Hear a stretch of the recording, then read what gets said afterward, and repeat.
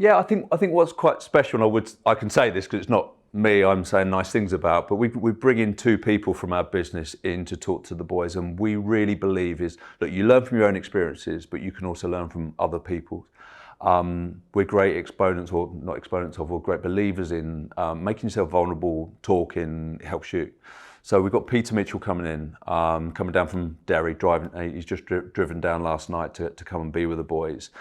He was one of a group of quite a lot of Irish lads that went over and played professional football at Leeds United. You know, David O'Leary, the manager at the time, a dream of many young boys to go and play in the Premier League, and it was taken away from him like that. Was involved in a car accident, not his fault, I should add, broke his spine in 2 places. And that sounds just like a tragic story which ends there, but it really isn't. He's going to be talking about what happened afterwards, as well as what happened before and during. Ended up playing in the Euros for Ireland, ended up appearing for a year in Hollyoaks, ended up in comedy programmes in the UK and beyond. He's got an incredible story, incredible humour. But you not only you've got the specifics of be careful when you're driving, when you're a young boy, and I remember me as a young boy driving and not driving as carefully as I should be, but then you've got elements of gratitude. He's grateful for everything he's got now, even though he has to use a wheelchair to get about. He's got a beautiful young family, he's got a great life, great career. And then how did he cope with his adversity? Because these boys are going to have to cope with adversity during their career. It's crazy for me because my accident was 2002, so it's 21 years ago, and I remember it just like yesterday, honestly. I remember that weekend, I remember my last training session, I remember the drive home from training, I remember getting in the car the next day, I remember everything about the accident.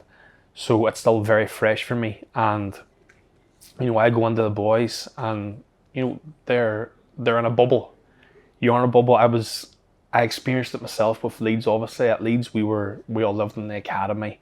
It was a brotherhood. We were all together all the time. And so, when I first go in, they obviously don't know my history, and I feel it's very relatable because they're young athletes, and that's what I was, and that's why I like doing these talks with young footballers, young rugby players, athletes, because I can relate to them. And when you're in that position at that age, you think you're unbreakable.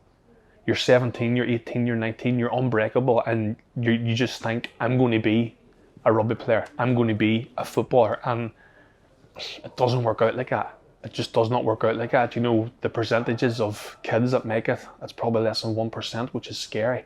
And I'm not here to scare them. Far from it, I'm not here to scare them, but I think with myself, I almost want them to make the most of the opportunity. To go out there, you train every day like it's your last training session, and your matches, you play like it's your last match, you give it your all, and the most important thing for me is you have no regrets, because as an athlete, you're only ever one injury away. You can go out and train and you twist your knee the wrong way and your career's over. It's scary, and people don't realise that. People outside of sport, they don't realise just how lucky you need to be to get to the heights you want to get to. And so I want the lads just to make the most of their opportunity.